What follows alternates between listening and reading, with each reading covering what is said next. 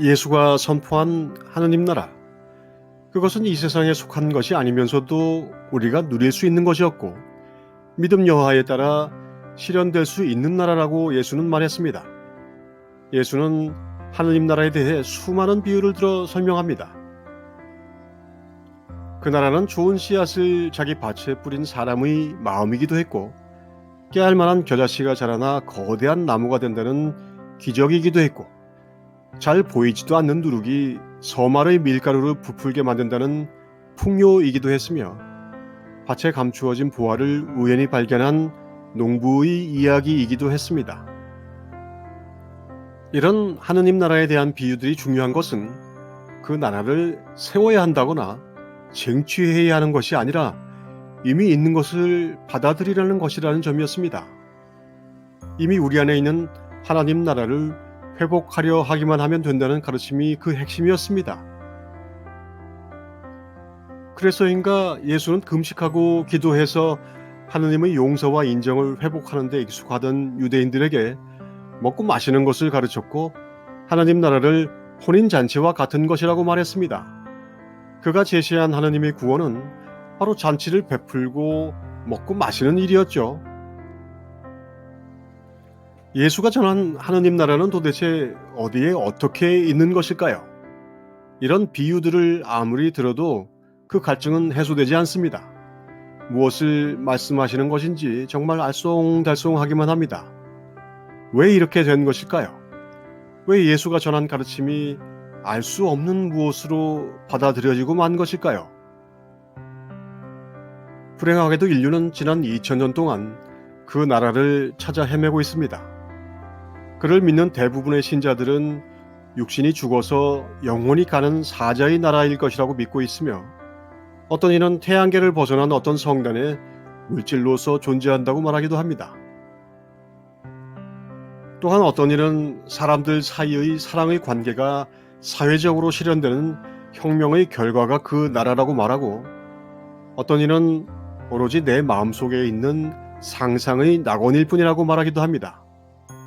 이렇게 정리하고 말기에는 예수가 전한 하느님 나라의 비유는 너무나 생생하고 활발합니다. 분명 예수는 천국은 찾고자 하는 사람이 찾을 수 있으며 마음이 가난한 자가 겪을 수 있는 곳이고 자기 십자가를 지고 따르는 이들에게 나타나는 진리의 나라라고 선언했습니다. 그리고 그 진리가 우리를 자유롭게 할 것이라고 명쾌하게 선을 그어 가르칩니다. 하느님 나라를 아는 자는 자유로운 자, 진리를 아는 사람입니다. 또한 그것은 하늘에 계신 아버지가 완전한 것처럼 너희도 완전한 사람이 되라는 수훈으로 연결됩니다. 분명 그 사람은 바로 지금 여기에 눈앞에 내 안에 있다고 예수가 분명히 선언한 나라를 아는 사람입니다. 또한 그것은 믿는 자에게만 보이는 진리이며 당신이 선언하는 순간 즉각적으로 당신 안에 임하는 나라입니다. 내 말을 마음에 새기고 산다면 너희는 참으로 나의 제자이다. 그러면 너희는 진리를 알게 될 것이며 진리가 너희를 자유롭게 할 것이다. 짧은 신약 성서의 아주 짧은 내용 안에 있지만 하느님 나라는 분명 예수가 전한 진리의 요체입니다. 분명 너희 안에 있다고 한 이 나라를 우리가 모른다면 이유가 있을 것입니다. 예수가 틀리지 않았다면 내가 틀렸다고 생각하는 것이 그나마 합리적이죠. 우리가 왜 예수가 전한 하느님 나라를 이토록 애매모호하게 생각하는지 그 이유를 학술적으로 연구할 생각은 없습니다. 다만 뭔가 오해가 있다면 그것만 명쾌하게 이해하면 문제가 풀리지 않을까 하는 생각은 해봤습니다. 그래서 이 이유를 파악해 보려는 것입니다.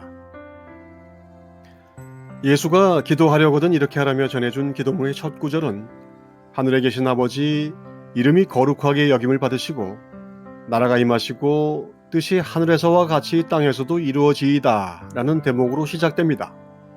우리가 잘 아는 주기도문이죠. 그런데 나라가 임하다 하는 건 무슨 뜻일까요? 대부분의 기독교 교리는 이 하느님의 나라가 임하는 것을 천국이 이 세상에 실현되는 것으로 정리합니다.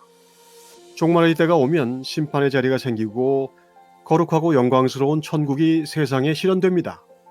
이것을 아주 은유적으로 천국 같은 세상이 오는 것으로 봐도 범위 안에 있는 이해입니다. 그런데 우리가 오해하는 것은 하느님 나라라고 하는 나라의 실체입니다.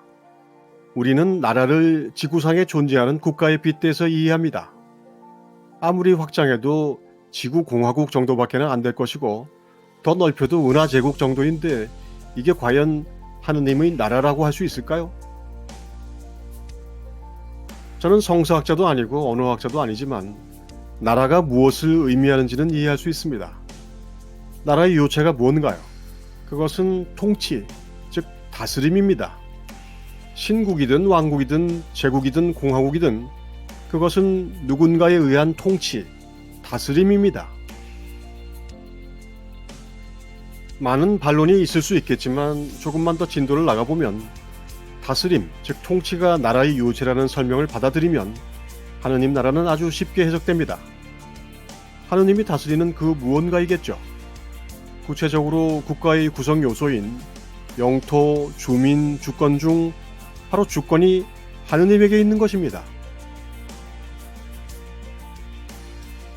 하느님 나라가 내 안에 있다는 예수의 말을 그대로 가져와서 지구상의 물리적 국가의 요소 중 영토와 주민은 한 사람 안에 구현된 것으로 본다면 남은 것은 주권, 즉 다스림의 주체만 남습니다. 그리고 하느님 나라이니 당연히 주권은 하느님에게 있는 것이죠. 결국 이것은 무슨 이야기인가요? 하느님 나라가 이미 내 안에 있는데 네가 그것을 알지 못할 뿐이라는 말은 무슨 말인가요? 교인들은 신성모독이라고 하겠지만 예수의 말을 분명히 해서 다시 말하면 당신이 곧 하느님이니 회개해서 하느님의 통치를 회복하라는 말입니다. 이렇게 정리하면 신약의 모든 모순들이 풀립니다. 하느님의 외아들 예수 그리스도의 죽음이 우리의 죄를 대속하는 것이 아니라 예수는 자기 십자가를 지고 자신, 즉 에고를 부인함으로써 하느님의 다스림이 실현되는 하느님의 나라가 임하는 실제의 교범을 몸소 보여준 것입니다. 이제서야 왜 그렇게 신약이 구세주의 강림이 아닌 하느님 나라의 임재와 당신의 깨어있음을 강조하는지 우리는 이해할 수 있습니다. 그것은 다름 아닌 깨어있어 너희가 신임을 알라는 명령의 다름이 아닙니다. 하느님 나라를 임재하게 하는 방법은 오직 깨어있음인 것입니다. 신약의 모든 방법론, 믿음, 소망, 사랑을 비롯한 기도와 간구와 계명이 향하는 목표는 바로 지금 여기에 임하는 하느님 나라입니다. 하느님 나라는 당신이 이미 그것인 신성, 성령의 역사를 의미합니다. 그리고 나를 넘어서 하느님의 통치를 회복하는 것이 바로 깨달음입니다. 아멘.